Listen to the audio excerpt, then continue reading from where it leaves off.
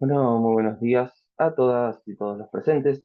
Es un honor darles la más cordial bienvenida a esta nueva edición de nuestro ciclo de conferencias virtuales denominado Jueves de Integridad Pública, un espacio que se ha consolidado como punto de encuentro y diálogo para el análisis, la reflexión y el intercambio de conocimientos en torno a los grandes desafíos que enfrentamos en materia de ética, integridad, transparencia y lucha contra la corrupción, no solo en nuestro país, sino también en el contexto internacional. El día de hoy, jueves 25 de septiembre, nos reunimos desde las diversas regiones de nuestro país y con la participación de especialistas internacionales convencidos en el fortalecimiento de la integridad de la administración pública.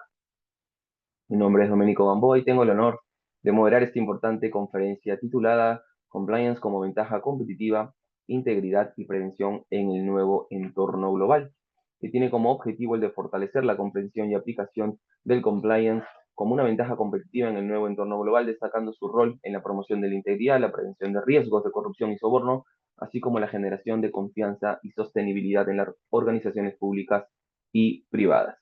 Antes de proceder con el bloque académico, quisiéramos transmitir un mensaje de agradecimiento en nombre del doctor Eduardo Muga Melgarejo, director general del Centro de Estudios en Justicia y Derechos Humanos, quien expresa su sincero reconocimiento por la valiosa participación de todos los asistentes a este importante evento. A continuación, daremos inicio al bloque académico, mencionando en primer lugar que nuestro ponente invitado contará con 70 minutos para desarrollar su ponencia y al finalizar daremos paso a una breve ronda de preguntas. De ser el caso y deseen realizar alguna, pueden escribirnos a través de la ventana de preguntas y respuestas de nuestra plataforma.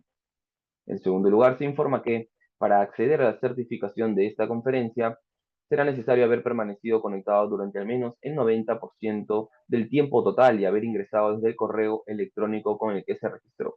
La entrega de los certificados no es inmediata, ya que está sujeta a la verificación del tiempo de permanencia en sala, la emisión de la resolución directoral y finalmente la emisión de los certificados. Este proceso tiene un plazo promedio de 20 días.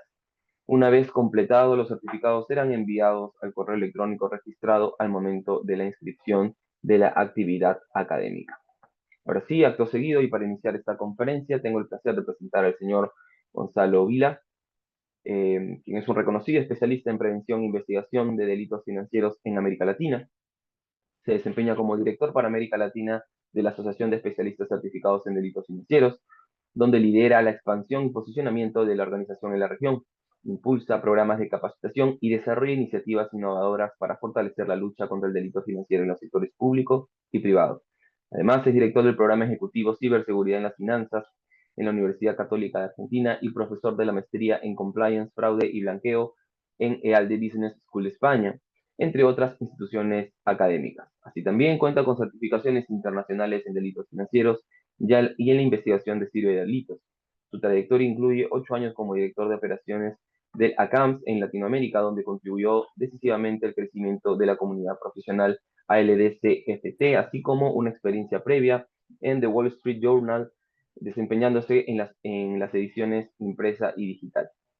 Con más de una década de experiencia en la región, Gonzalo es un referente en el cumplimiento del ALD CFT, ciberseguridad, fraude, riesgos e investigaciones financieras y por supuesto participa frecuentemente también como conferencista internacional y asesor en instituciones que buscan reforzar sus prácticas de cumplimiento y gestión de riesgos. Bienvenido, Gonzalo, es un honor contar con tu participación en los Jueves de Integridad Pública y desde aquí te dejamos en uso de la palabra para que puedas iniciar con tu conferencia. Bienvenido. Muchísimas gracias, Doménico, por la presentación. Muy agradecido por la invitación al Centro de Estudio del Ministerio de Justicia y Derechos Humanos allí de Perú. Y bueno, y bienvenidos y muy agradecido a todos los participantes, una gran audiencia.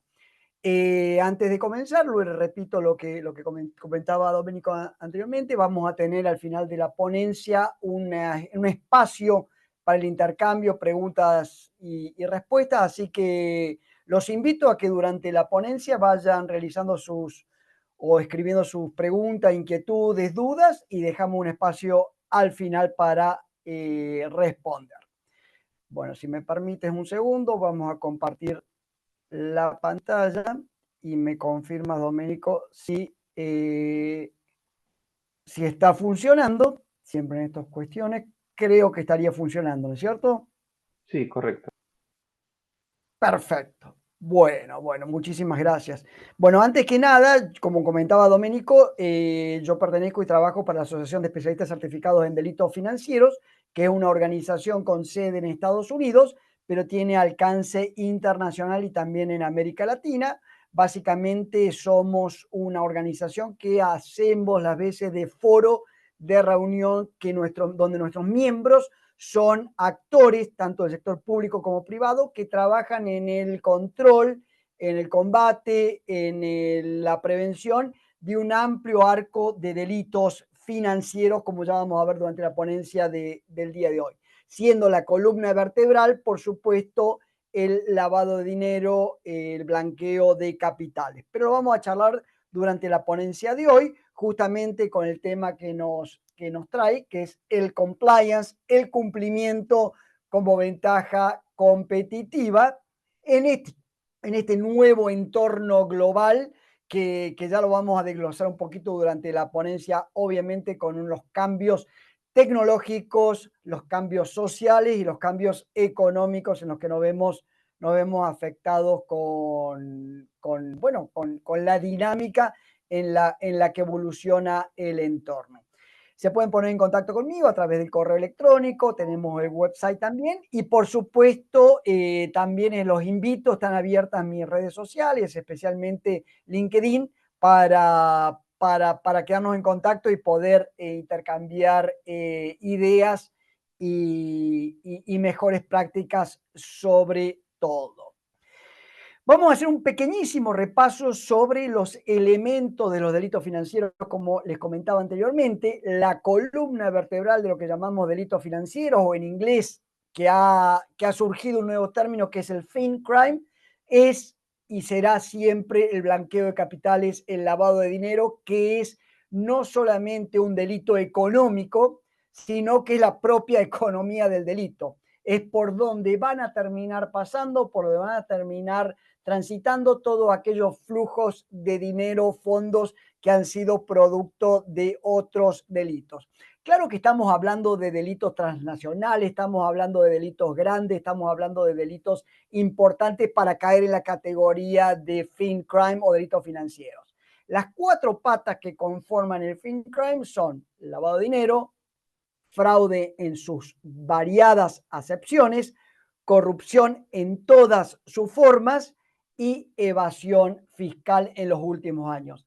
Por supuesto que hablando de fraude, corrupción y evasión fiscal, también tenemos una muy variada forma de encasillarlos y de atacarlos y de encuadrarlos, ya que no es lo mismo en todos los marcos regulatorios, los marcos normativos y las leyes de los distintos países. Lo que para la legislación de un país algo puede ser fraude, en otro país puede no serlo. La corrupción también con sus grandes y vastas tipologías y casuísticas de corrupción. Entonces, bueno, pero más o menos lo entendemos y todos estos delitos con sus movimientos financieros. Lo vamos a charlar durante la ponencia del día de hoy.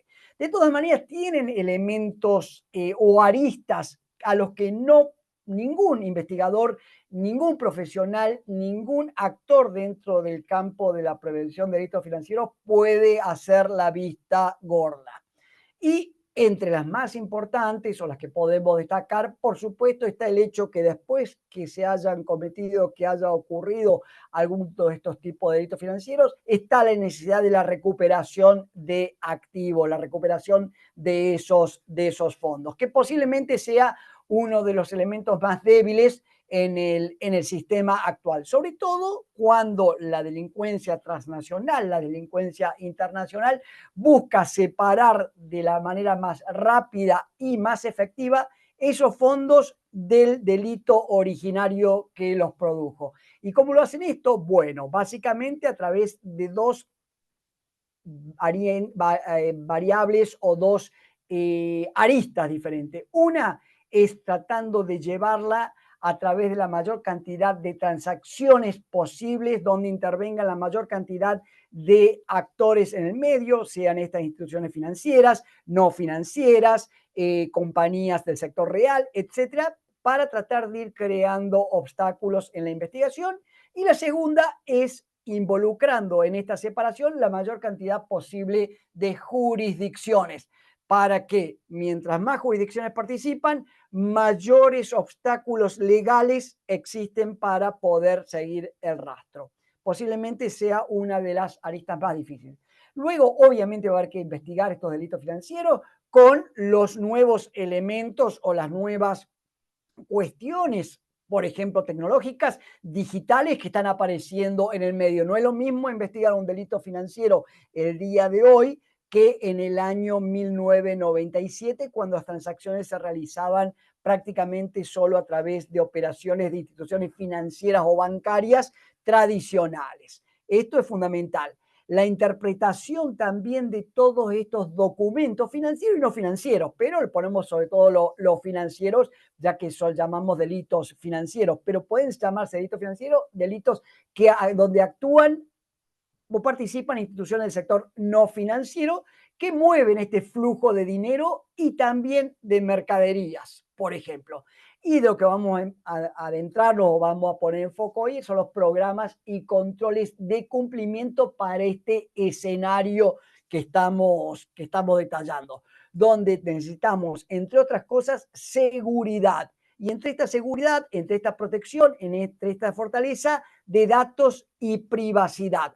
A pesar de que todavía no hay estándares internacionales, por ejemplo, para la identificación de personas, por ejemplo, en los procesos digitales de onboarding, que, bueno, son lagunas en el espacio de control.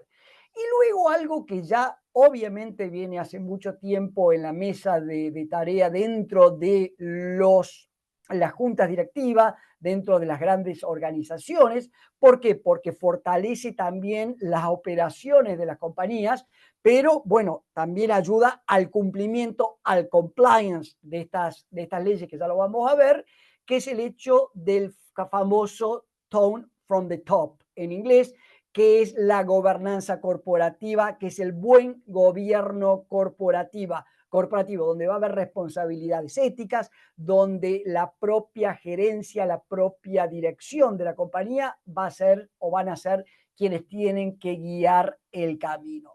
Y todo esto para seguir estos acuerdos, estos estándares internacionales.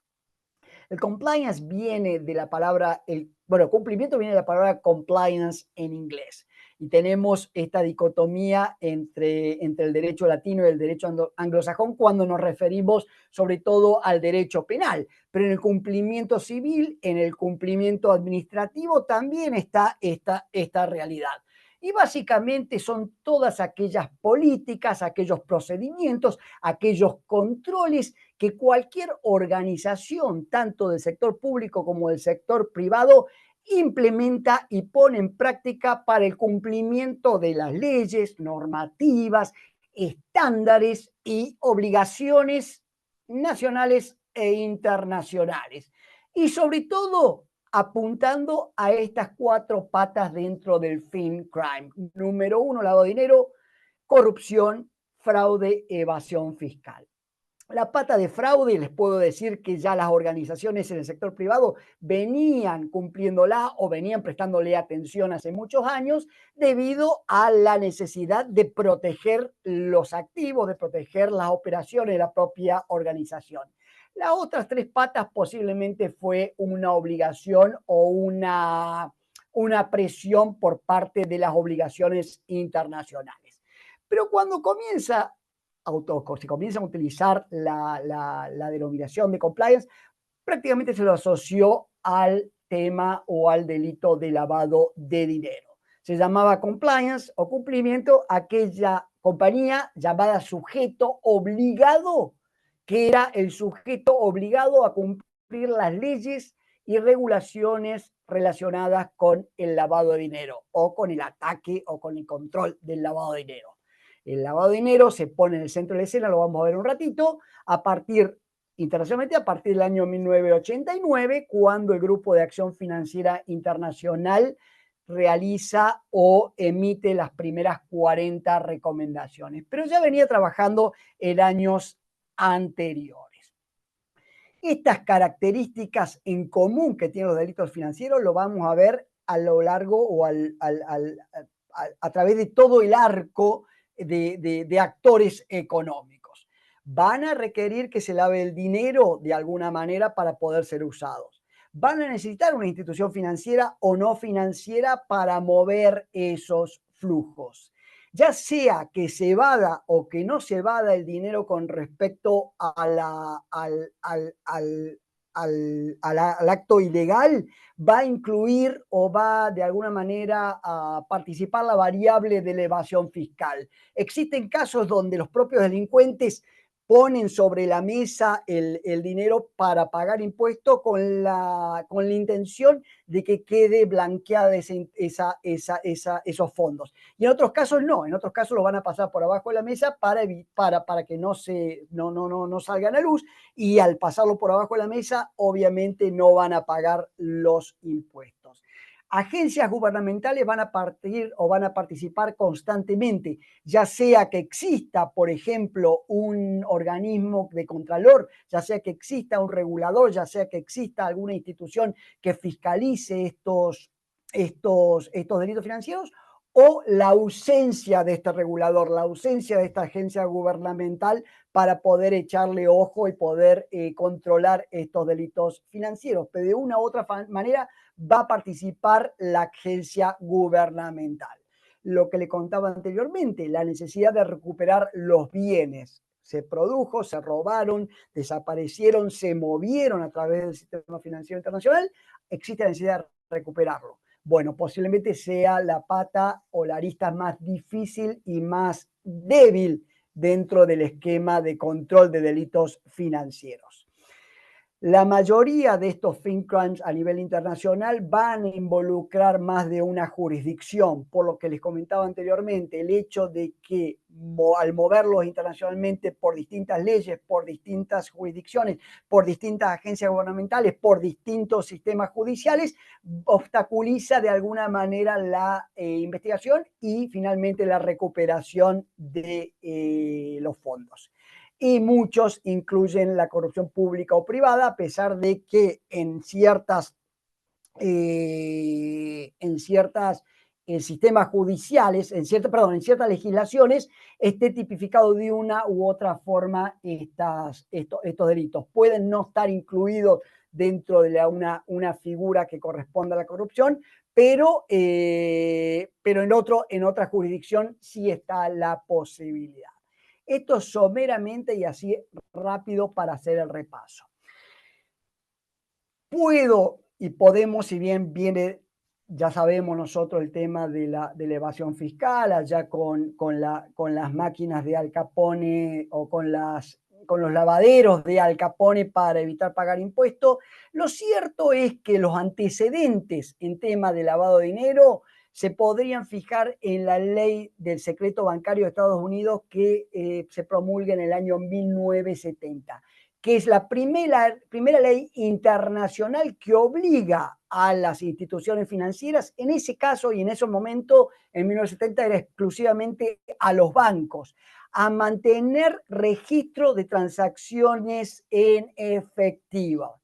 Es decir, hasta el día de hoy, cualquier operación en efectivo que se realice a través de una institución financiera o de un banco por encima de cierto monto, de cierto umbral, en Estados Unidos son $10,000, está obligado el banco o la institución financiera a presentar un reporte de operación en efectivo. Bueno, ese mismo criterio aplicaba ya en 1970 y el día de hoy es la esencia de reporte que impone o que impuso el Grupo de Acción Financiero Internacional. Y recién en el año 1992, a través de la Ley de Secreto Bancario, obligan al reporte de operación sospechosa de los sujetos obligados.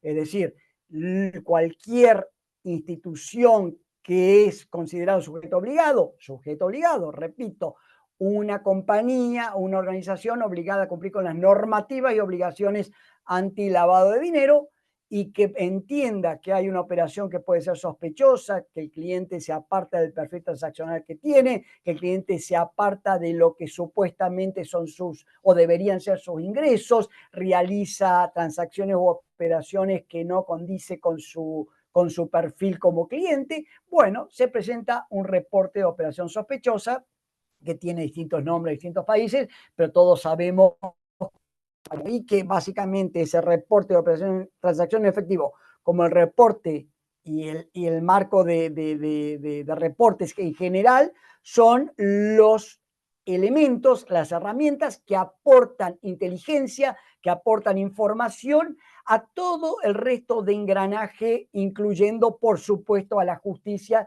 y a todos los agentes de la justicia para poder proseguir o para poder iniciar una investigación o unas investigaciones formales. Ya lo sabemos. Pero recién en el año 1986 en Estados Unidos, por primera vez se tipifica el lavado de dinero como un delito federal. Y esa tipificación o ese delito federal está vinculado con lo que le llaman en Estados Unidos Specified Unlawful Activities o actividades ilegales específicas. Es decir, todo lo que sea lavado de dinero en Estados Unidos tipificado bajo el delito penal tiene que tener vínculo con alguna de estas actividades ilegales específicas. Hoy es una lista bastante grande, cada país tiene su propio criterio, algunos lo asocian con ciertos aspectos del Código Penal, otros, por ejemplo, con cierto umbral dentro de las operaciones, es decir, cada país con su criterio. En ese momento, en 1986, en Estados Unidos, estaba solamente vinculado con el narcotráfico o sí, la venta de narcóticos en el año 86. Y fíjense esta línea de tiempo, 1970-1986, y luego a nivel internacional, las Naciones Unidas, las convenciones de las Naciones Unidas, en el 86 se tipifica por primera vez el lavado de dinero como delito penal. Y en 1988, en la Convención de Viena, se obliga a los Estados miembros a tipificar el lavado de dinero, también en relación y en vínculo con el narcotráfico, con la venta de narcóticos. Luego, otra convención muy interesante fue la Convención del 2000 de Palermo contra el crimen transnacional. Y por última, la tercera, que te diría que es la que baja línea a nivel corrupción, es la de Mérida en México. Son las tres convenciones que vienen o se promulgan después de los acontecimientos o los movimientos legales en Estados Unidos. Y fíjense que si bien Estados Unidos en 1970 obliga o crea un marco para la presentación de reportes, en 1989 se establece el GAFI, ya les comentaba, el Grupo de Acción Financiera Internacional, que en su momento fue conformado por 7 países, donde se establecieron las 40 recomendaciones que se le daba a sus miembros y por ende también al mundo en general para poder combatir el lavado de dinero. En ese momento era el lavado de dinero y financiamiento o financiación del terrorismo. Con el paso del tiempo se incluyó el financiamiento de la proliferación de armas de destrucción masiva. Que el GAFI, el Grupo de Acción Financiera Internacional, apunta a esos 3 delitos: lavado de dinero, financiación del terrorismo y financiación de la proliferación. Pero por las propias características intrínsecas y de convergencia de todos los delitos financieros internacionales, también apunta sus controles a una vasta área de delito financiero. Apunta al fraude, apunta a la corrupción, tiene que ver sin lugar a duda con el tema de evasión fiscal. De hecho, le incluye la evasión fiscal como delito precedente o sugiere que todos los países le incluyan la evasión fiscal como delito precedente para el lavado de dinero en sus modificaciones en el año 2012. Bueno, este universo que les acabo de hacer yo de la situación de principalmente el lavado de dinero y después los otros delitos financieros tienen esta estrecha relación y estrecho vínculo con el compliance, con el cumplimiento normativo. El cumplimiento o el compliance, la establecer esos controles, esos procedimientos, esos programas de cumplimiento para poder cumplir con las leyes, obligaciones, normativas, estándares a los que tienen que ver o son vinculantes o de alguna manera tienen o representarían una mejor práctica para los sujetos obligados. En Estados Unidos tenemos que apunta, por ejemplo, además de las leyes antilavado de dinero, que son esas dos de la izquierda, la ley de secreto bancario, la ley patriota que surge o se promulga después de los atentados del 2011, tenemos la ley de prácticas corruptas en el extranjero, la famosa FCPA, que hoy en día está bajo la mira porque de alguna manera se encuentra que la nueva o la administración de Estados Unidos quiere aflojar, quiere de alguna manera dejarla menos estricta a nivel internacional, ya podamos hablar de qué se trata. Y después tenemos, por ejemplo, los regímenes de sanciones.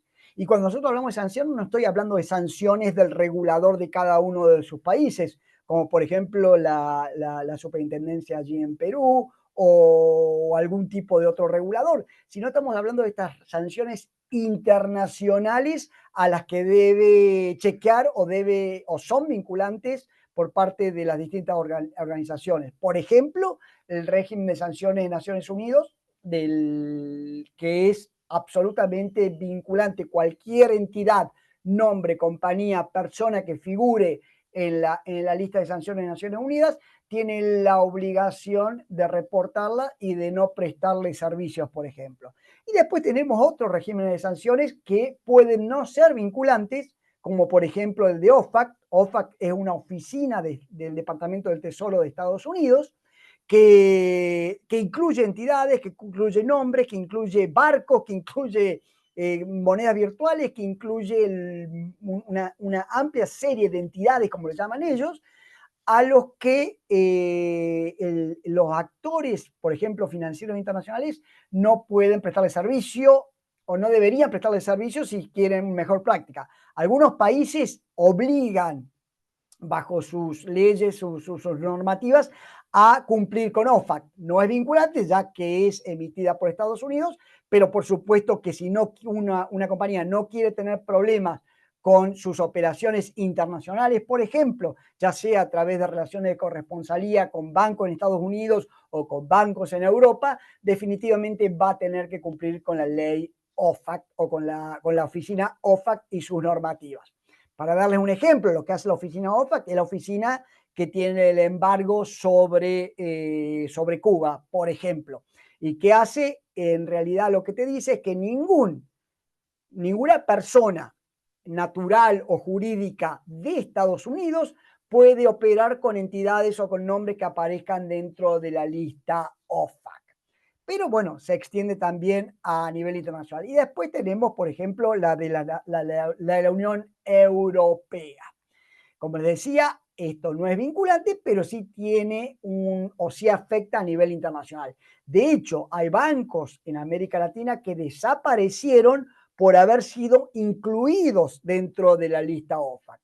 El Banco Continental de Honduras fue la primera institución que entró en OFAC por haber armado un andamiaje de empresas de lavado de dinero ilícito y desapareció en el 2015. El Banco Balboa Bank and Trust en Panamá en 2016 fue acusado de presunto lavado de dinero y narcotráfico. No desapareció, se fusionó creo que con un banco costarricense, pero dejó de existir como tal y se vendió por muy bajo precio. Y finalmente el último fue el Bancorp en Nicaragua en abril del 2019. Es decir, hay importantes sanciones, hay importantes consecuencias por estar incluido o por estar relacionado a cualquier entidad dentro de la lista OFAC. Solamente para darle un ejemplo. Y esto, como les decía anteriormente, es muy amplio. No solamente hay bancos, sino que también hay países, Irán, Cuba, hay personas, funcionarios públicos, hay compañías, sin lugar a duda, hay barcos, hay otro tipo de activos, como por ejemplo, a partir del 2019, por primera vez, OFAC incluye las primeras direcciones de monedas virtuales dentro de la lista OFAC. Es decir, cualquier compañía, cualquier proveedor de servicios de activos virtuales que esté operando con activos virtuales debe hacer un rastrillaje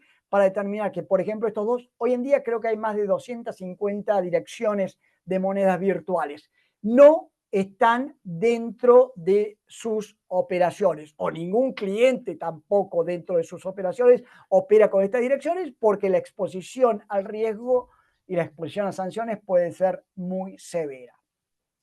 Todo este universo, todo este marco que estoy dando, cae bajo o dentro del escritorio, de la mesa de trabajo de las oficinas de compliance o cumplimiento.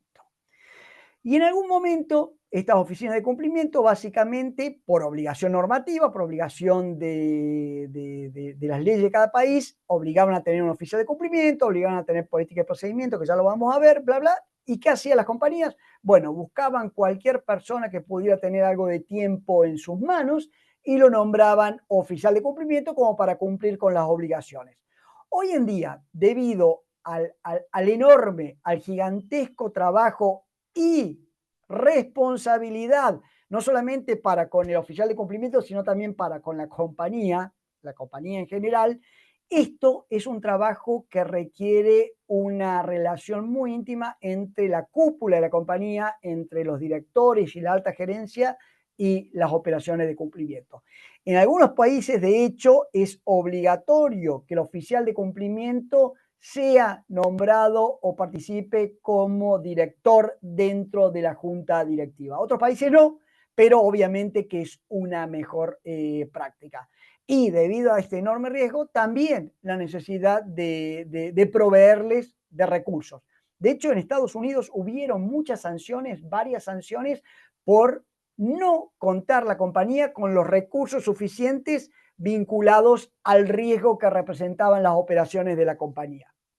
En general, cuando hablamos de compliance, en este sentido y cumplimiento regulatorio, comenzamos hablando en el sector financiero, pero hoy en día se amplió para el sector real también. Cuando vemos la amenaza del cumplimiento contra el cumplimiento de normativas contra la corrupción, vemos que también el riesgo es enorme. Algunos países con el tema de la corrupción, y también se llama compliance, ¿no? Algunos países con el tema de la corrupción han promulgado leyes que se llaman leyes de responsabilidad penal de la persona jurídica, donde en última instancia la persona jurídica también puede ser castigada, sancionada penalmente por incumplimientos o falencias en el campo de la corrupción. Y por lo tanto tiene que tener un oficio de cumplimiento, por lo tanto tiene que tener un programa de integridad, se llama, que es muy parecido a un programa de cumplimiento antilavado, que haya un responsable, que haya políticas de procedimiento, que haya un reporte, que haya revisiones o auditorías independientes, etcétera, etcétera. Entonces, bueno, hay muchos elementos que trabajan en convergencia, que trabajan en sintonía, por ejemplo, en el sector real con el sector financiero. Y no son excluyentes. Puede ser que una compañía tenga la responsabilidad de cumplir con obligaciones anti-lavado de dinero y a la vez tener que cumplir con la ley de responsabilidad penal de la pública. Lo que pasa es que, bueno, como se superponen muchas de estos elementos, el hecho de tener un programa sólido puede cubrir todo el arco de las compañías. Y esto también aplica para OFAC. Al tener un programa de cumplimiento sólido anti-lavado de dinero contra la corrupción, también de alguna manera se mitigan los riesgos y se tiene un programa de cumplimiento también para la oficina del Departamento del Tesoro. Repito, no es vinculante en todos los casos, pero en algunos países sí, está incluida dentro de las obligaciones normativas. Incluso en los países donde no está incluida o no es obligatorio por ley, es una mejor práctica y casi ninguna compañía que opere fuera de su país no cumpliría con la ley OFAC. ¿De qué hablamos cuando hablamos de programas de cumplimiento?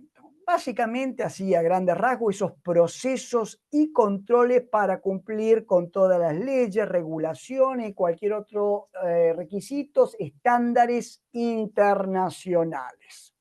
Entonces, bueno, se establece un programa de cumplimiento que es un programa de control. El primer punto o el primer piso o los cimientos del programa de cumplimiento va a ser el oficial de cumplimiento, es decir, aquella persona o que va a ser el vínculo y va a ser el responsable de sostener este programa de cumplimiento adecuado, de acuerdo a los riesgos, actualizados, con todas las políticas y procedimientos en orden. Varía de país en país cuál es la obligación del oficial de cumplimiento, pero básicamente en algunos países, como les decía anteriormente, tiene que tener alta jerarquía, tiene que tener el rango de director. En algunos países la responsabilidad del incumplimiento no solamente recae sobre la organización, sobre el sujeto obligado, es decir, la compañía, sino también va a recaer en forma personal sobre el oficial de cumplimiento o los oficiales de cumplimiento. Esto va a variar de acuerdo a cada uno de los países, pero sí va a ser el último responsable o la persona a ser señalada. Y entre esas obligaciones está la obligación de presentar los famosos reportes que les comentaba anteriormente, que comienzan allá en 1970. El primero, el reporte de operaciones en efectivo, y hoy en día, siendo lo más importante tal vez en el sistema de reporte, el reporte de operación en efectivo, el reporte de operación sospechosa. Entonces, el responsable va a ser el oficial de cumplimiento. Y a nivel internacional, si bien esto no está escrito en piedra, tanto en un programa de cumplimiento antilavado de dinero como un programa integral de cumplimiento anticorrupción, podemos decir que tiene 4 pilares y un quinto que ya les voy a decir, pero prácticamente tener ese manual o esos manuales con políticas y procedimientos por escrito que debe conocer toda la organización. Las pruebas independientes o auditorías independientes. De hecho, les digo, en muchos países esta auditoría independiente o esta prueba independiente no es necesario que lo hagan organizaciones externas, pero sí lo puede hacer alguien o un departamento dentro de la organización, pero debe demostrar su absoluta objetividad e independencia. Nombrar un oficial de cumplimiento, les comentaba anteriormente, que va a ser el encargado, y la capacitación, formación, entrenamiento continuo. Y esta capacitación, entrenamiento en algún momento era como letra muerta, como para entrenar a la oficina de cumplimiento. Hoy en día debe decantar y debe nutrir absolutamente todos los rincones dentro de la organización. Porque el hecho de que cualquier área de la organización presente o represente un riesgo para el incumplimiento de las normativas antilavado, anticorrupción, contra la evasión fiscal, etcétera, puede traducirse y muchas veces se traduce en sanciones para la organización. Entonces, la capacitación y entrenamiento continuo es fundamental.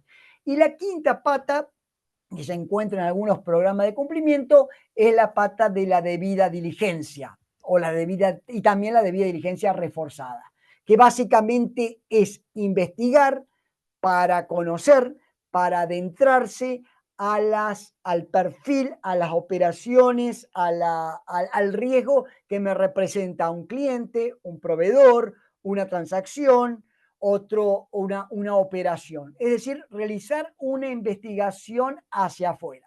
Por ejemplo, a la hora del onboarding, el onboarding es la apertura de una cuenta para un cliente, que puede ser un cliente natural o una persona natural, una persona jurídica. Bueno, saber que los fondos que él va a depositar dentro de una organización, por ejemplo, son realmente legítimos y vienen de fuentes de operaciones, de transacciones, de venta de productos y servicios que yo puedo corroborar como sujeto obligado que es así. y que no esté, por ejemplo, ingresando dinero o fondos de actividades ilícitas. Eso es un proceso de debida diligencia considerada la quinta pata del programa de cumplimiento. ¿Qué comienza? Esto lo voy a pasar un poquito más rápido, pero como para que tengan idea ustedes de lo que se trata el compliance en su génesis de un programa de identificación del cliente. Identificar adecuadamente al cliente. Luego de identificar adecuadamente al cliente, tengo que conocerlo. No es lo mismo identificarlo que conocerlo. Sé quién es, ahora yo lo conozco. Y el conocimiento de este cliente se realiza a través de toda la relación, no solamente en el momento de apertura de la cuenta. Si bien el momento de apertura de la cuenta es el momento fundamental de hacer una radiografía de este cliente, bueno, eso va a lo largo de todo el proceso de relación que yo tengo con la cuenta, con el cliente. No es más una actividad estática, una fotografía. Hoy en día es más una película donde tengo que tener a lo largo de la relación con este cliente los distintos o las distintas herramientas, elementos para monitorear que la operación de este cliente y que yo lo pueda conocer. Porque puede cambiar su perfil transaccional, puede cambiar su perfil de cliente, pero justificado por documentos, justificado por su propia explicación, justificado por operaciones que pueda iniciar o pueda comenzar a realizar a nivel internacional, por ejemplo, etcétera, etcétera. Todo eso se trata el conocimiento del cliente. Y luego de conocer al cliente, obviamente siempre va a estar este riesgo, porque el riesgo cero no existe, la posibilidad de mitigar el absoluto riesgo a cero es imposible, pero yo voy mitigando los riesgos a medida que lo voy conociendo. Entonces, ya mitigando los riesgos con un assessment o con una evaluación de riesgo, yo puedo saber mejor dónde estoy parado. Los riesgos, bueno, hay varios, hay muchas formas de elaborar una matriz de riesgo, pero podemos decir que para un sujeto obligado tradicional del sistema financiero tradicional pueden ser prácticamente tres aristas: el riesgo de cliente, el riesgo de productos y servicios que ofrece la compañía y el riesgo de la zona geográfica. El riesgo de cliente, bueno, de acuerdo al riesgo que el propio cliente me presenta por sus operaciones, por su movimiento o cantidad o monto que va a operar, por su base de clientes, por su sector donde opera, etcétera, etcétera. Tengo el propio cliente. Luego, los productos y servicios que yo ofrezco. Si yo ofrezco productos y servicios que son de mayor riesgo, por ejemplo, por dar un ejemplo que se me viene a la cabeza, ofrezco criptoactivos como producto y servicio, bueno, voy a tener en el día de hoy una mayor exposición a ese riesgo. Si yo ofrezco servicios o productos y servicios que de alguna manera,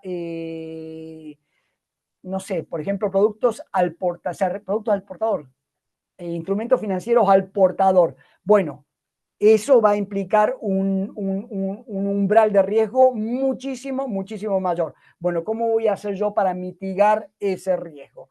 Y tercero, las zonas geográficas, que no solamente son internacionales, también son domésticas. Bueno, ¿dónde opero? ¿Dónde están mis clientes? ¿A dónde hago las transacciones? ¿Dónde termina yendo o de dónde termino recibiendo fondos, por ejemplo? Son elementos que agregan riesgo. Y después, bueno, por supuesto que hay otros factores de riesgo. Están, por ejemplo, los proveedores, hay terceros. De hecho, hoy en día está la posibilidad de tercerizar las operaciones de cumplimiento de compliance.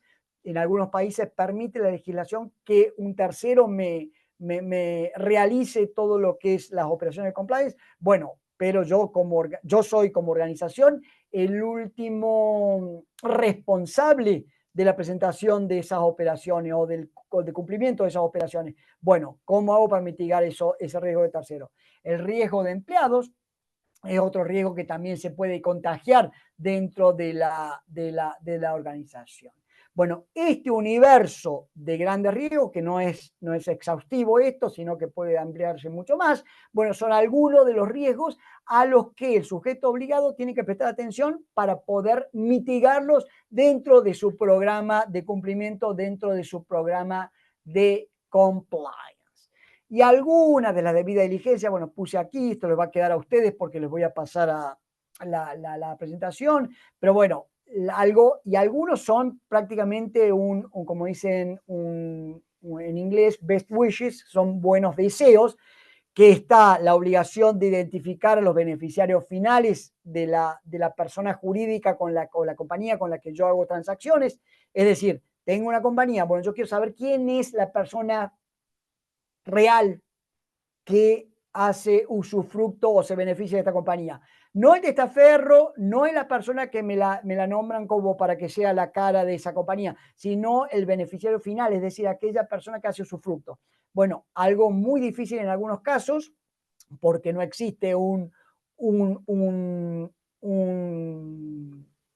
un repositorio, no existe una lista de todos los beneficiarios finales de todas las compañías, pero bueno, está el proceso de investigación de debida diligencia para tratar de dilucidar quién es o quiénes son los que están atrás de esa compañía. El origen de los fondos, cuáles son los umbrales, bueno, por ejemplo, en el proceso de debida diligencia hay ciertos, de acuerdo al riesgo que representa un cliente, debe estar o debe existir la autorización de la alta gerencia para realizar transacciones, etcétera, etcétera, dentro del proceso de debida diligencia.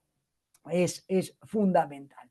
Estuvimos hablando prácticamente hasta ahora sobre el tema o el enfoque en lavado de dinero. ¿Qué les digo? Cuando se habla o se hablaba de compliance hasta hace no mucho, cumplimiento hasta hace no mucho, se apuntaba principalmente al tema del lavado de dinero. ¿Qué es el programa de cumplimiento? ¿O qué es sujeto obligado? Sujeto obligado es la compañía obligada a cumplir con un programa de cumplimiento anti-lavado de dinero, antifinanciación del terrorismo y antifinanciación de la proliferación de armas de destrucción masiva. Pero otra pata muy importante es la pata de la corrupción. Y fíjense ustedes cómo todo tiene que ver con todo. Algunos países tienen leyes anticorrupción, otros países no tienen una ley específica anticorrupción, sino dentro de su normativa, dentro de su marco jurídico, existen formas de tipificar la corrupción. El primer país o uno de los primeros países que estableció un marco legal penal y no solamente penal, yo lo voy a contar, pero para prohibir la corrupción a nivel internacional fue Estados Unidos cuando sancionó la ley FCPA en el año 1977, que básicamente prohíbe a cualquier persona estadounidense sobornar a funcionarios públicos extranjeros, por un lado. Y el segundo lado, o la segunda arista de esta ley, es que obliga a cualquier compañía que tenga participación en los mercados de Estados Unidos, por ejemplo, que opere en las bolsas, en los mercados financieros, en la bolsa de valores de Estados Unidos, a contar con una contabilidad, es decir, libros y registros contables precisos y que tengan buenos controles internos. Son dos aristas, y entonces por un lado por el lado penal y otro por el lado de la Comisión de Bolsa de Valores de Estados Unidos. Entonces la SEC tiene jurisdicción civil sobre las compañías que cotizan en bolsa allí en Estados Unidos. A través de los años, los casos que hemos visto tanto por parte del Departamento de Justicia como la Comisión de Bolsa y Valores han crecido en forma exponencial, como lo podemos ver. Vemos que la SEC en el año 2018 tenía 18 casos y el Departamento de Justicia 24 desde que se promulgó la ley allá en el año 1977. Esto, sin lugar a duda, hizo mella a nivel internacional e hizo abrir los ojos a varias, no solamente compañías, sino también a varios gobiernos para impulsarlos a comenzar o poner las barbas en remojo con la necesidad de sancionar normativas anticorrupción. Y a partir de ello hemos visto muchos países en la región, en América Latina, comenzando con Chile, que fue el primero en promulgar la ley de responsabilidad penal de la persona jurídica. Y luego varios países lo siguió México, luego lo hizo Colombia, también Argentina. ¿Cuáles fueron estas normativas de responsabilidad penal de las personas jurídicas? Funcionan y operan en forma, no, te diría que en forma hasta un poco informal en algunos países porque no han tenido un curso de acción sólido donde uno puede decir, bueno, ¿sabes qué? Las sanciones, las investigaciones, los casos han seguido un curso trazable, sino que han sido prácticamente esporádicos. Pero el marco legal para el cumplimiento anticorrupción está presente. Y ese marco legal para el cumplimiento anticorrupción requiere de ¿qué? Nuevamente, tienen razón, de un programa de cumplimiento, de un compliance integral dentro de la organización. Y a nivel de corrupción, lo importante a destacar a nivel internacional es que el programa de cumplimiento antilavado aplica o recae o embarga al sector principalmente financiero, que si bien es importante y es por donde se van a ir los flujos, por donde se van a mover los flujos, es el sistema financiero. El sistema anticorrupción o el programa anticorrupción, incluso la ley de responsabilidad penal de la persona jurídica, aplica o abarca al mundo entero del corporativo. Aplica y abarca a todo el sector real dentro de la economía y también, al sector público. Claro que los resultados han sido muy dispares. Entre las sanciones de la FCPA en Latinoamérica por parte de la pata de la SEC, es decir, compañías de estos países que incumplieron la obligación de tener en orden la contabilidad, los libros y registros de relación a la corrupción, en México 21, Brasil 20, Argentina tiene 14, Panamá 5, República Dominicana 5, Perú tenía 2. ¿Qué hicieron estas compañías o estos casos en estos países? Básicamente lo que han hecho, han incumplido con la pata de la SEC. Estas compañías cotizan de alguna manera en la bolsa de Estados Unidos y no han registrado adecuadamente sus libros contables. ¿Por qué? Y acá es una situación que puede resultar irónica, que puede resultar hasta graciosa por la contradicción. Porque lo que te está diciendo es, la FCPA por el lado de la Comisión de Bolsa y Valores te obliga a tener en orden los libros de registro, no te obliga a no pagar un soborno a nivel internacional a un funcionario público internacional. Vale la pena aclarar esto, funcionario público internacional, no un funcionario de Estados Unidos, sino que tiene que estar fuera de Estados Unidos. Entonces te decía, la SEC no te obliga a no pagar un soborno. Lo que sí te obliga es que si has pagado ese soborno, lo registres adecuadamente en los libros contables. Y entonces, en estos casos, se determinó que estas compañías pagaron el soborno internacionalmente, pero no registraron adecuadamente en sus libros contables. Obviamente que si lo hubieran registrado, obviamente saltaba la investigación o comenzaba la investigación por parte del Departamento de Justicia de la pata o de la arista penal de la FCPA. Pero bueno, tengo entendido que el crecimiento de las obligaciones anticorrupción en el mundo, de alguna manera la fuerza o la fortaleza se la dio la FCPA. Luego, obviamente, vino la Convención de Mérida, que fue recién en el 2003. Esto fue promulgado en el 77, 2003 fue la de Mérida. Vienen iniciativas muy interesantes por parte de la OCDE, vienen iniciativas también muy fuertes por parte de la Unión Europea, pero el puntapié inicial lo da la FCPA a nivel internacional. Y solo a modo de ejemplo, porque siempre hay situaciones cuando las compañías prestan atención a cuál es su base de clientes, cuáles son las industrias más riesgosas, cuáles son las que representan un mayor riesgo. Esto nuevamente, no es que sea blanco o negro, no es que sea exhaustivo, pero sí te está diciendo que las compañías pertenecientes al sector extractivo de gas y petróleo, por ejemplo, son las que mayores incidencias tuvieron en casos vinculados con incumplimiento de la FCPA.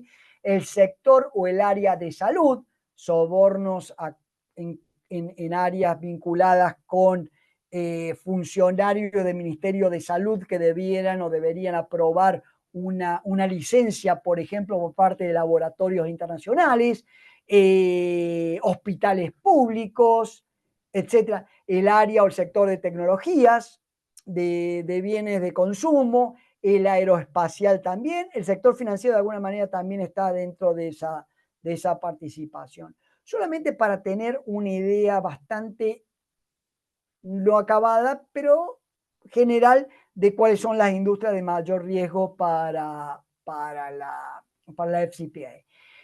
Y a raíz de la fuerza de la FCPA dentro de la Comisión de Bolsa y Valores, es decir, la SEC, Security Exchange Commission, se crea en el año 2011 una oficina dentro de la SEC, que es la oficina del denunciante, la oficina del demandante, o como se lo llama en inglés, la oficina del whistleblower.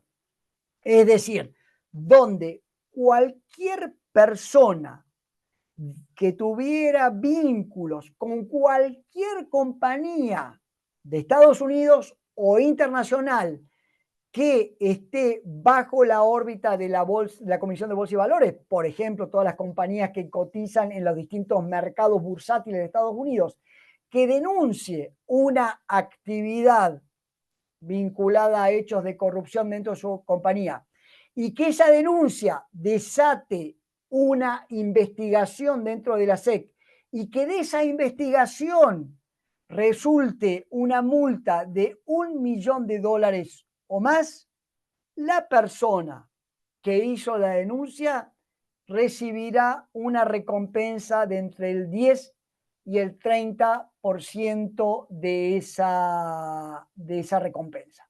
Es decir, yo, Gonzalo Vila, denuncio que mi compañía que opera un segundo, que opera no sé, en cualquier país, ha estado involucrado en el pago de sobornos, por ejemplo. Y esa investigación que yo la hago dentro de la oficina del whistleblower de la SEC termina en una sanción para mi compañía de $2.000.000.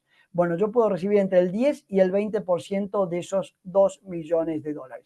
Y de hecho se vieron enormes casos desde el 2011 en adelante de pagos, y creo que a la última vez que chequeé, el 60% de estas denuncias provenía de compañías internacionales fuera de Estados Unidos que estaban reguladas y estaban fiscalizadas por parte de la SEC.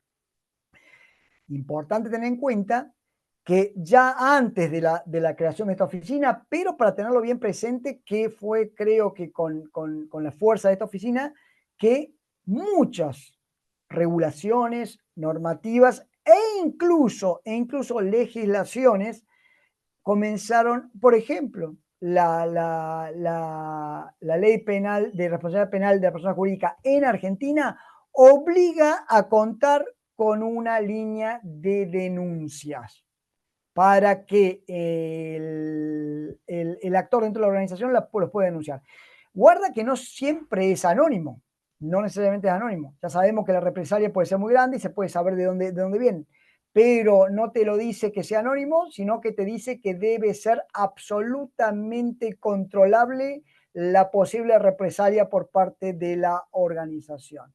Y bueno, de alguna manera, si es anónima, obviamente mejor, pero de alguna manera le está abriendo la puerta a quienes están en contacto con la actividad ilegal a que lo denuncien dentro de quien corresponda. Pueden ser reguladores, puede ser en este caso un regulador internacional como la SEC, puede ser hasta incluso la propia unidad de información financiera en sus países. Esto creo que es fundamental. Hay hay dos puntos, pero vamos a ir por el primero, que es el beneficiario final. En los últimos años, a nivel internacional, se ha hecho mucho hincapié sabemos que las estructuras internacionales o en ciertos mercados internacionales, por ejemplo, los llamados centros offshore, que son legales, que son legítimos, que no tienen una sanción internacional en muchos casos, pero que presentan rasgos y capacidades de opacidad muy grande para esconder la verdadera identidad de quienes están detrás de estas compañías, de estas transacciones, de estos registros a nivel internacional. No siempre en forma ilegal o no siempre con un objetivo ilegal. Siempre comento yo, siempre digo que de hecho hay muchos que operan en forma absolutamente legal. Por ejemplo, cuando en la década del 60, tengo entendido, la compañía de Walt Disney estaba buscando comprar los terrenos en California donde iban a establecer el Disneylandia de California, el centro de diversiones de California, copiando a su modelo de Orlando. Bueno, lo hicieron a la compra de esos terrenos a través de una compañía, una shell company se llama, una compañía pantalla o fantasma, creada en Panamá. ¿Cuál era el objetivo? El objetivo era que la gente a la que les compraba el terreno no supieran que estaba el gigante de Walt Disney detrás de estas compras, porque si no, no hubieran vendido los terrenos, o los precios o si salía la información, hubieran sido exorbitantes. Lo realizaron la compra a través de una compañía fantasma, una shell company, que es absolutamente legal. Otro ejemplo, cuando una compañía saca, por ejemplo, una segunda marca para competir con su primera marca, que es una actividad, una costumbre comercial, operativa comercial muy utilizada a nivel internacional, en muchísimos casos esta segunda marca sale bajo el nombre de una compañía creada en uno de estos centros, parte de una shell company, de una shelf company, incluso de figuras como trust, que es muy similar a los fideicomisos nuestros. Bueno, ¿con qué? Para que no se sepa quién es la compañía que está detrás de estas marcas. Bueno, es decir, existen varios objetivos legítimos, todos son legales, ¿no? Pero legítimos, legales, para utilizar estos shell company y esconder al beneficiario real, al beneficiario último de esto. Pero también las propias características de opacidad que presentan estas estructuras también las hacen muy interesantes, apetecibles para la delincuencia internacional. Entonces, básicamente porque esconde quién es la última persona. Entonces tenemos los fideicomisos, la compañía fantasma, la shelf company. Las shelf company son iguales que las compañías fantasmas, solamente que la tienen añejada muchos años dentro de una estantería. Shelf significa estantería. ¿Para qué? Para que con el paso de los años y una compañía que tenga vínculos financieros internacionales durante muchos años, a pesar de que no opere, se vende al final de su ciclo en un precio muchísimo más grande. Luego, compañías de inversión privada o las clásicas compañías offshore, en algunos casos son, por ejemplo, compañías para fines determinados. Un ejemplo clarísimo es, por ejemplo, operaciones que cuestan muchísimo dinero y son muy riesgosas, como por ejemplo la exploración de gas y petróleo en mar adentro. Son operaciones de muchísimo riesgo. Entonces, ¿qué hacen algunas compañías a través de esta figura de compañía de inversión privada offshore para propósitos específicos? Se unen para explorar la posibilidad de ese petróleo y ese gas en mar adentro. Bueno, esa exploración, al final del día, si termina siendo exitosa, bueno, se reparten de acuerdo al acuerdo, valga la redundancia, pero también se han dividido los riesgos en caso de que de que salga mal la operación. Y por supuesto, el hecho de usar, que de hecho se utiliza como forma legal dentro de del lingüe internacional, financiero internacional, el nombre de nominee, que nominee no es más que nada que un testaferro que ponen el nombre allí para que una persona natural figure cuando detrás del manejo y de la posibilidad, la propiedad de esa compañía es otra persona. Y por último, los títulos al portador, que algunos ya están siendo prohibidos o han sido prohibidos en la mayoría de los países, pero todavía siguen existiendo. Como por ejemplo las clásicas acciones al portador, que hasta hace muy poco podían ser emitidas en países como Uruguay o Panamá, pero dejaron de ser. Bueno, todo esto de alguna manera esconde el beneficiario final, es decir, aquella persona a la que yo tengo que saber quién es que está manejando, porque puede ser el Chapo Guzmán y me lo presentan a un empresario legítimo dentro de un país como nominee o como titular de esa compañía, que es el centro o el núcleo de conozca su cliente, saber quién es el que está detrás de esa organización. Como por ejemplo, les doy un ejemplo, cuando se producen los atentados del 2001 en Estados Unidos,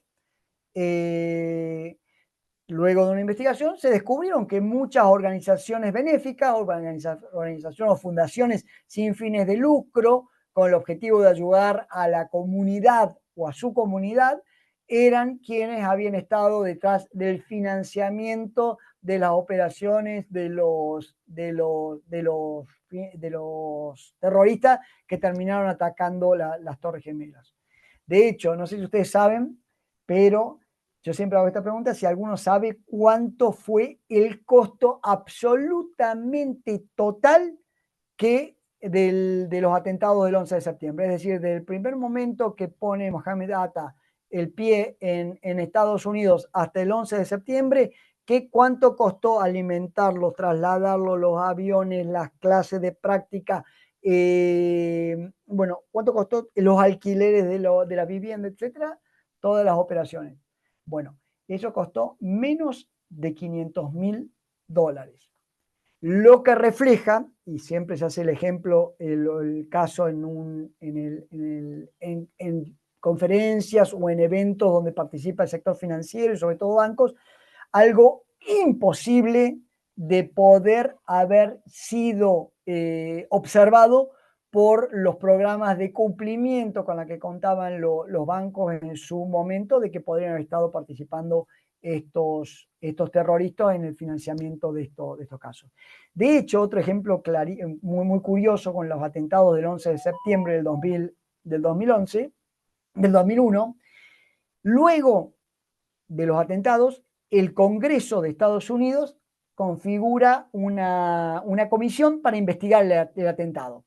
Y esta comisión lo que buscaba era el rastro y la trazabilidad financiera de los fondos que llevaron a la comisión o a financiar estos eventos. Y apuntaron, por ejemplo, esto que les digo, fue la que descubrió las organizaciones sin fines de lucro, pero apuntaron también a ciertos bancos. Por ejemplo, había un banco en Estados Unidos que se llamaba Riggs Bank. Riggs Bank. Riggs Bank era un banco de muchísimo prestigio, fundados a mediados de la década del siglo XIX, 1860, 1870 me parece, y que tenía muchísimo prestigio, un banco de mediano tamaño, pero que tenía, creo que 2 sucursales nomás, y prácticamente la principal clientela del Banco Riggs eran los gobiernos internacionales. La embajada, los consulados, sus representantes, las compañías que proveían servicio a los consulados, es decir, todo lo que tuviera que ver con, con gobiernos extranjeros dentro de Estados Unidos. Entonces le proveían servicio a muchísimos países.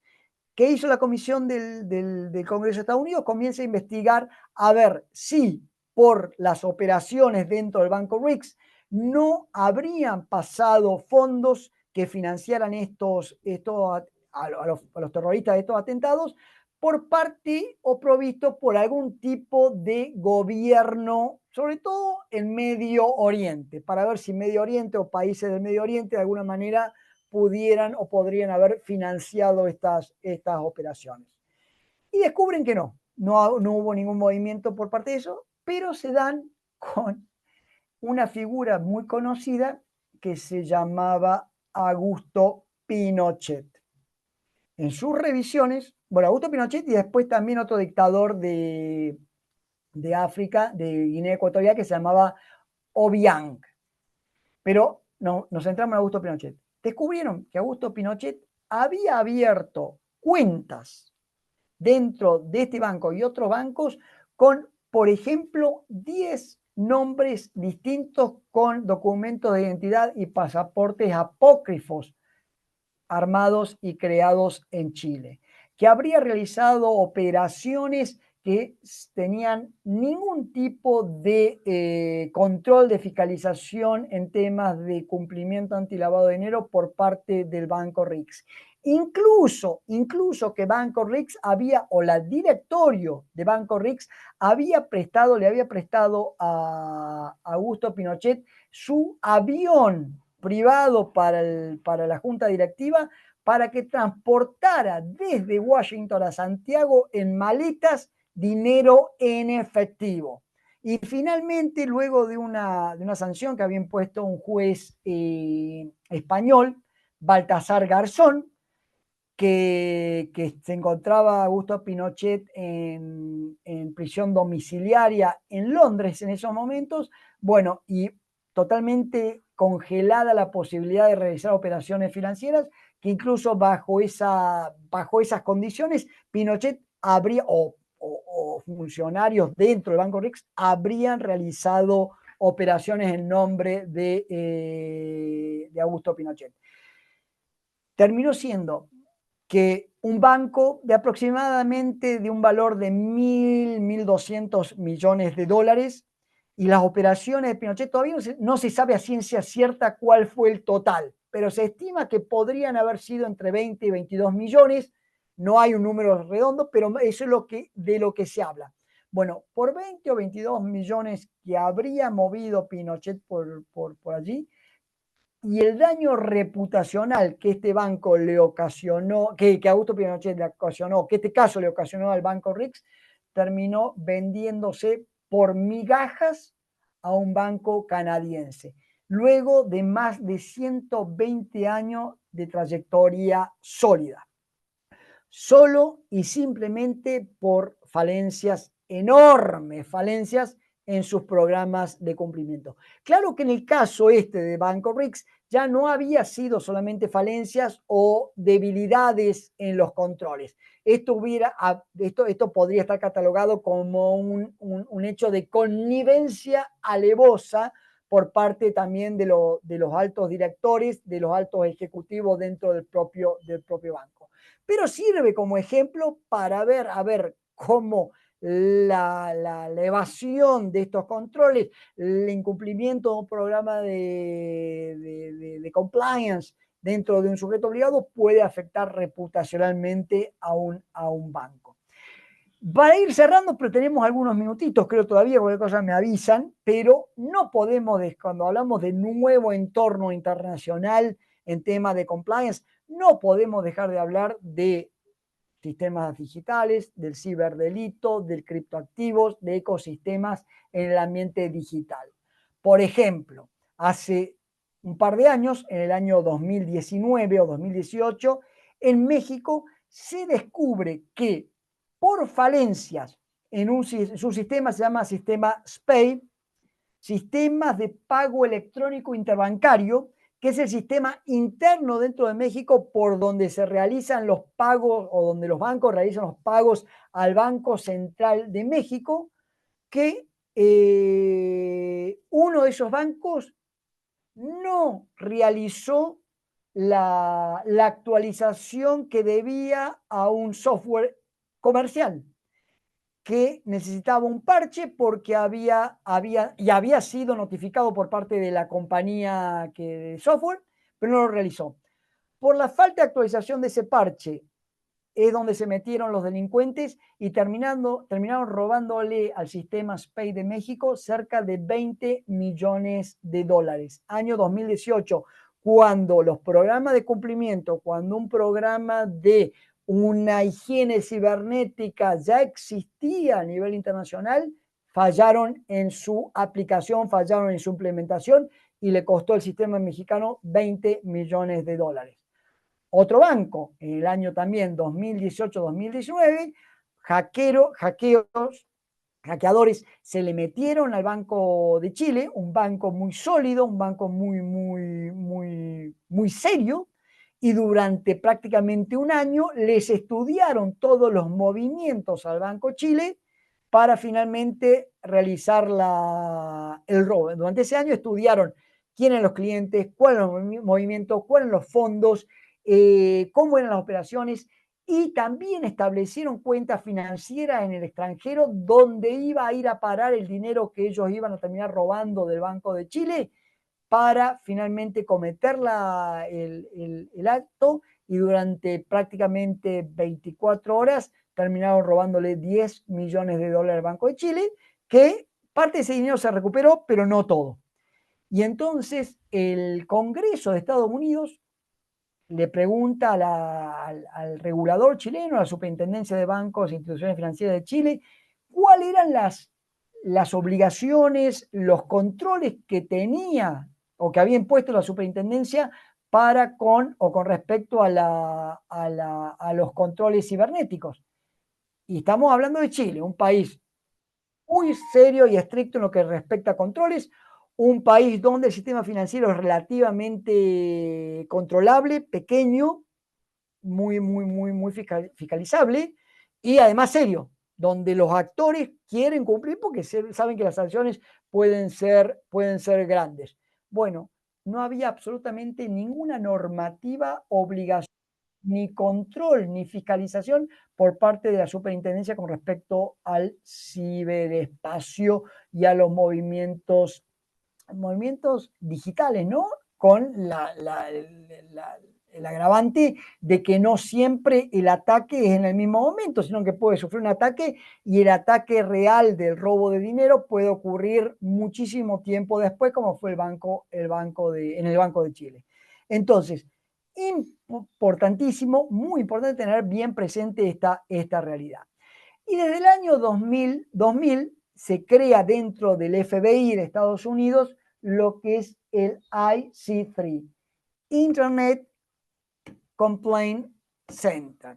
Este era un centro donde se reciben quejas, en realidad le llaman denuncias, pero son quejas por cualquier tipo de actividades ilegales en línea, fraudes, robos, malware, ransomware, lo que sea, dentro del espacio cibernético. Y déjenme mostrarles solamente las últimas cifras para que ustedes vean, porque todos estos controles, toda este escenario y esta realidad debe y cae también de forma directa o tangencial, pero sí cae en las operaciones de cualquier oficina de cumplimiento de instituciones financieras o de instituciones no financieras, del sector real y del sector no real también. Entonces es importante tenerlo bien presente. Del año 2020, donde hubieron prácticamente 4.200 millones de dólares perdidos por ataques, pasamos al año 2024, donde hubieron 16.600 millones de dólares perdidos por ataque, de acuerdo a las denuncias, que no son denuncias, porque no todas terminan cayendo en el foro judicial, pero sí son quejas y es información que sirve para nutrir las bases de datos del IC3. Y acá vemos el total de quejas que están en número en azul, con el total del dinero perdido. Ya les digo, en el año 20, cerca de 680.000 a 16.600 millones en el 2024.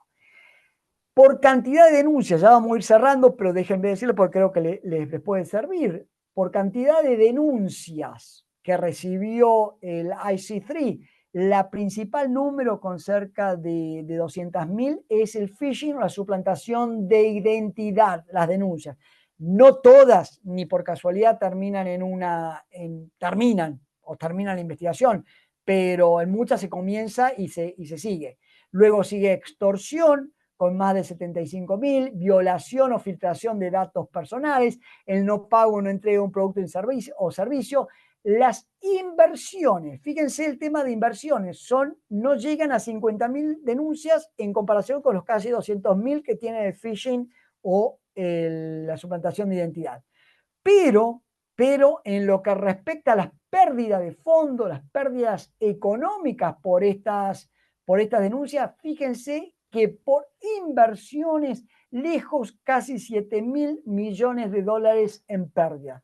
Estas inversiones son, por ejemplo, aquellos ardid o aquellos esquemas que pueden ser, por ejemplo, los clásicos esquemas Ponzi, pero no se circunscribe explícitamente a los Ponzi, pero los Ponzi están incluidos, donde a la víctima se lo alienta a que envíe fondos con la promesa de que pueden generar réditos económicos importantes para la compañía. 7.000 millones de dólares.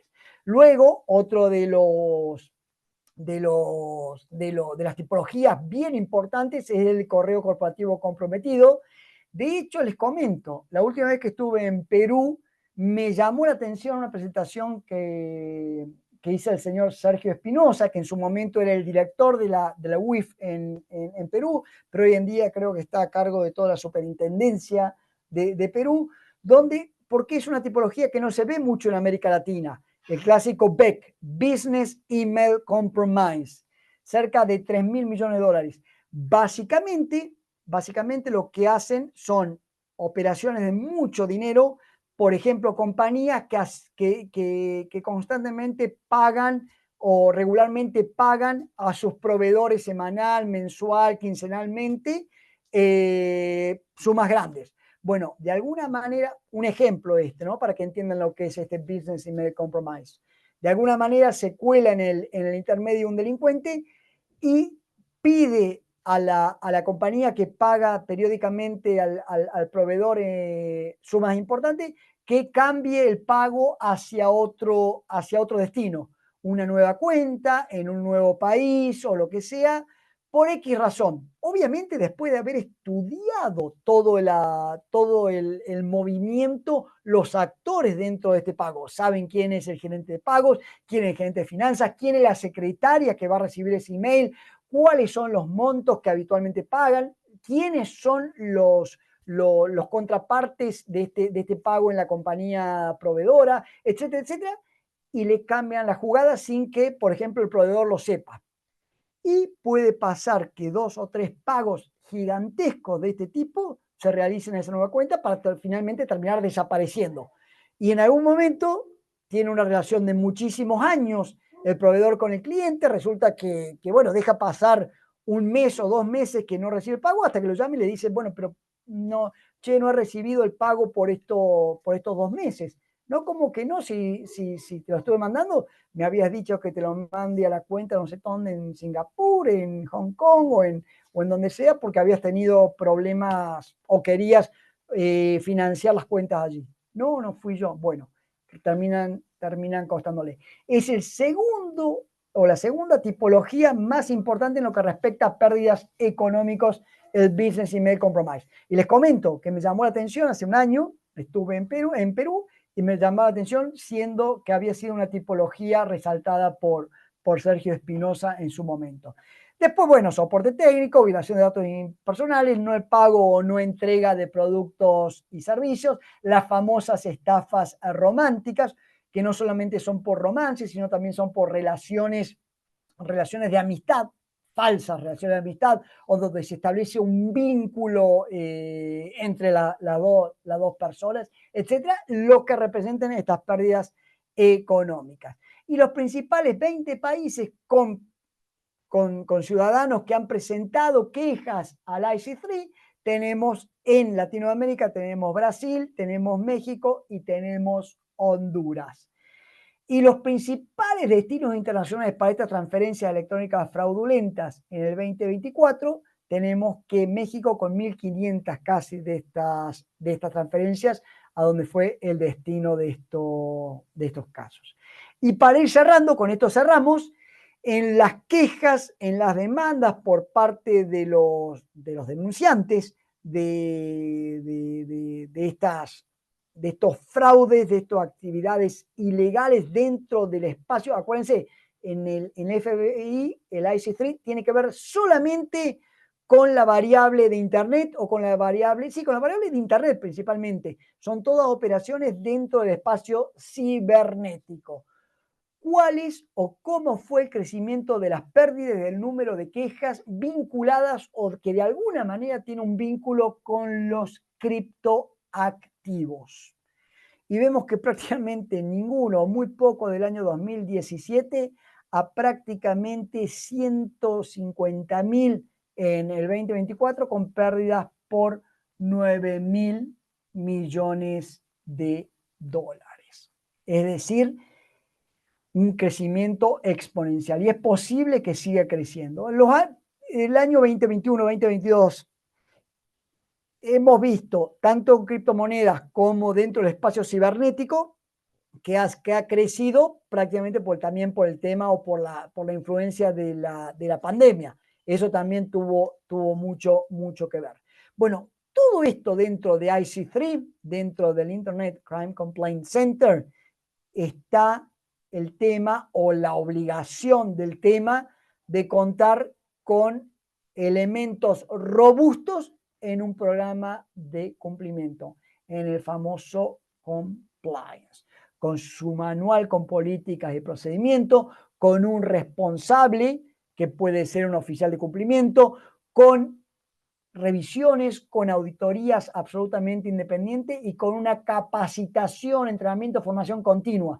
En Banco de Chile posiblemente no hubiera pasado ese malware a los sistemas del Banco de Chile si se capacitaba, se entrenaba, se hacía muchísimo hincapié en los riesgos que podía tener este tipo de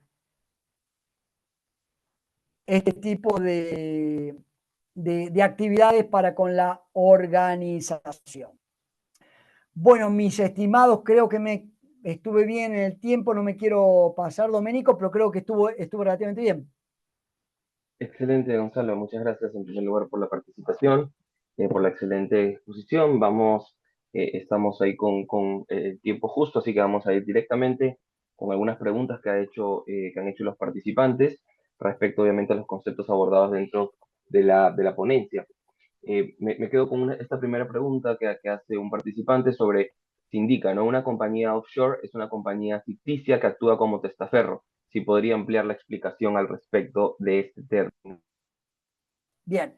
No es solamente una compañía ficticia que actúa como testaferro. Hay varias definiciones para offshore. De hecho, en la legislación americana, en la normativa americana, offshore significa fuera de las costas, fuera del país. Y de hecho puede ser tranquilamente offshore en México, puede ser offshore en Perú o puede ser offshore en Argentina. No necesariamente significa fuera del país. La connotación en la lerga, en el idioma financiero internacional, compañía offshore tiene ciertas particularidades que son creadas en centros llamados financieros y los clásicos paraísos fiscales, donde por sus propias características las hacen muy difícil de poder determinar quién es la persona natural o las personas naturales que están manejando y que están detrás de esta compañía offshore. Pero son legales, no son ilegales. Lo que tú llamas ficticia, lo que entiendo que la pregunta llama ficticia, es que algunos paraísos fiscales, por ejemplo, prohíben que la compañía tenga operaciones dentro de esa jurisdicción, prohíbe que tenga empleados, no necesita empleados, entonces prácticamente termina siendo una casilla de correo para una compañía. Pero eso no la hace necesariamente ilegal. Obviamente que a los efectos de un proceso de investigación y de debida diligencia tiene que despertar señales de alerta, tiene que despertar banderas rojas, pero no necesariamente ilegal porque está operando en forma legal. Bueno, los principales paraísos offshore del mundo están dentro de Estados Unidos. Tenemos estados como Delaware, estados como Nevada, estados como Wyoming, donde la posibilidad de determinar quiénes están detrás de esa compañía es prácticamente imposible. Entonces, offshore también es una compañía, como les comentaba anteriormente, que para un propósito específico, eso que les comentaba yo de exploración y exportación de petróleo, bueno, se crea o se establece la operación a través de una compañía offshore dentro de uno de estas jurisdicciones. Excelente, Gonzalo. Muchísimas gracias por la respuesta.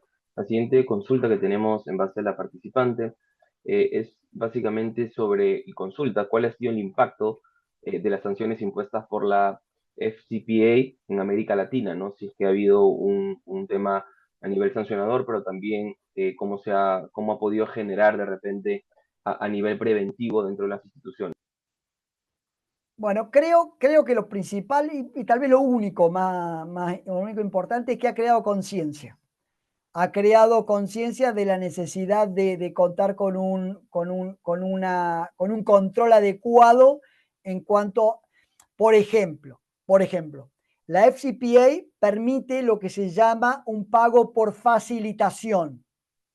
Ese pago por facilitación en otros países y en otras legislaciones sería considerado un soborno. Pago por legislación, por facilitación bajo la FCPA es un pago, por ejemplo, para acelerar el proceso de la aprobación de una licencia o el proceso para la aprobación del ingreso de productos a un país. Es decir, son pagos que dentro de un marco, que luego, bueno, es bastante difuso, pero está permitido. Bueno, a raíz de la aplicación de sanciones en la FCPA, el pago por facilitación a nivel internacional fue muchísimo más controlado y bajó muchísimo el uso de ese pago para no ser sancionado con el crecimiento de las sanciones por parte del Departamento de Justicia y de la propia SEC. Entonces, importante tener en cuenta. Bueno, casos, por ejemplo, el caso de Ralph Lauren en Argentina que yo les comentaba, básicamente fue un caso donde ejecutivo de Ralph Lauren, de Polo, le pagaron a funcionarios de aduana en Argentina para que permitieran que ingresaran contenedores que en forma más rápida y que pudieran abrirse y que pudiera comercializarse la mercadería. Bueno, ese pago a esos agentes de aduana fue considerado un soborno y por lo tanto fue la sanción. Excelente, muchas gracias, Gonzalo, por la respuesta. Otra de las consultas que nos hace un participante es, y consulta, ¿cuál sería la diferencia entre delito económico y delito financiero? ¿No? Y dentro de esta misma pregunta añade, ¿no? Debería incorporar las empresas exportadoras de América Latina en sus programas de cumplimiento sanciones impuestas por la Unión Europea a la Federación Rusia. ¿Qué opinión podrías indicarnos sobre ello? Muy buena pregunta. Bueno, en primera medida, de acuerdo a la legislación de cada país, no conozco la ley peruana, pero de acuerdo a cada, no tendría diferencia entre delito financiero y delito económico. Caen los dos.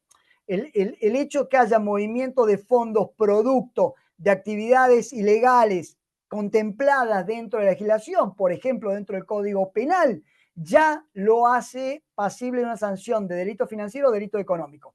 Lo que pasa es que con delito financiero lo que se está hablando o se comenzó hablando principalmente de los actores dentro del sector financiero, siendo el principal actor los bancos. Luego, casas de bolsa, aseguradoras, incluso casinos son considerados, por eso los llaman delitos financieros. Pero los efectos de la aplicación de la ley es exactamente lo mismo. Con respecto al enfoque con Rusia, bueno, es muy simple. Tienes que ver cómo estás contemplado como persona jurídica de acuerdo a las obligaciones legales dentro de tu país. Lo mismo que con OFAC. Si vos dentro de OFAC no es vinculante dentro del Perú, es decir, OFAC no está dentro de la legislación peruana, en Colombia está. Colombia tienen todos los actores dentro del sistema financiero y económico la obligación de hacer el rastrillaje de OFAC y de no operar con ninguna persona que esté dentro de OFAC. Bueno, si en Perú no está esa obligación, bueno, no es vinculante para ti. No tiene la obligación de rastrillar y de cumplir con OFAC.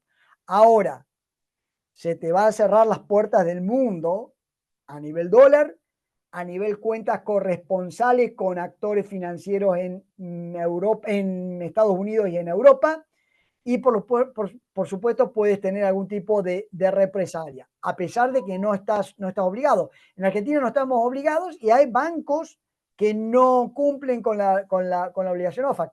Claro que son bancos, por ejemplo, que no tienen cuentas corresponsales en extranjero ni manejan dólares. Entonces el riesgo a ser sancionado es mínimo. Entonces, bueno, es una cuestión básicamente o muy vinculada al tema ese. ¿Cómo quieres tomar o cómo toma primero Perú, la legislación peruana, el tema de Rusia, y luego puedes tomar una decisión con un enfoque basado en riesgo? Excelente, Gonzalo. Estamos avanzando y ya por temas de tiempo vamos a avanzar con las dos últimas preguntas. La primera que me parece muy importante y que lo habías comentado dentro de la exposición sobre también ese tema del hacker cibernético, ¿cuáles son las recomendaciones quizás que se generan a partir de esto para que no pueda suceder? Y también pregunta al participante si es que estos controles o criterios, si se quiere, de seguridad debería ser cambiantes, ¿no? Constantemente, sobre todo.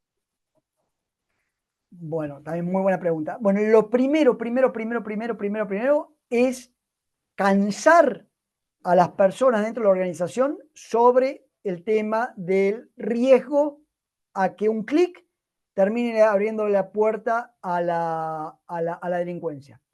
Yo, bueno, en las charlas, en las capacitaciones que doy con las compañías, básicamente le pongo el mismo ejemplo y el mismo énfasis que yo hago con mis hijos adolescentes con respecto a actividades atroces dentro dentro de Internet que tengan que ver con el tema de pornografía, con el tema de pedofilia, con el tema de juegos.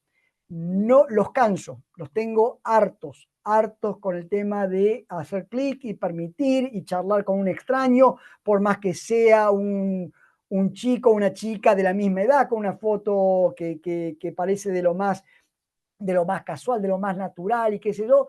No lo conoces, no los conoces, los canso. Bueno, lo mismo dentro de una organización. No hacer clic, tener un escepticismo absoluto, absoluto. Ese es el primer paso.